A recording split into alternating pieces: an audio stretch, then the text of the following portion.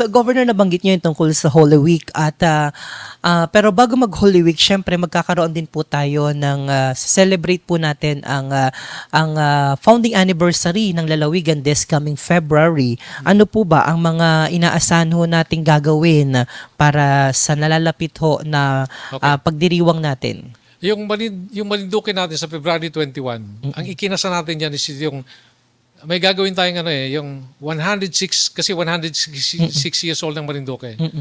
Naglalabas ng 106 stories museum na isi-set up natin na magpapaalala kung ano yung mga nangyayari, mga pictures and everything, mga memorabilia na i-exhibit natin para naman being Marinduqueño, makaka-relate ka. Baka ito sa kamag-anak mo, sa pinsan mo.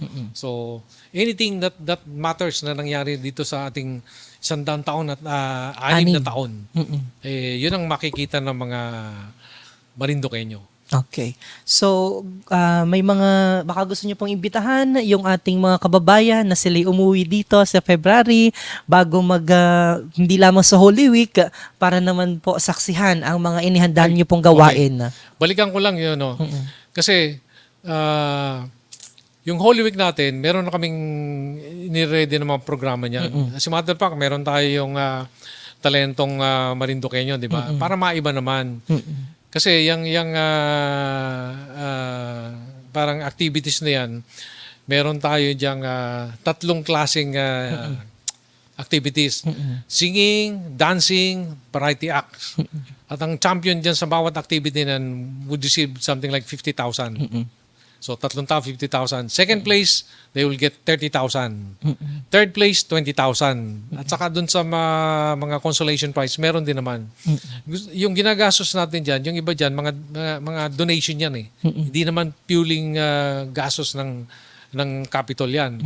Kaya, yan ang pangbangga ko sana, nang hinayangan lang ako. Kasi for so many years, marami tayong naimbita mga artista rito na ginagastos sa atin ng milyon piso. Ayoko lang banggitin. Yan yata yung live project mo. Live.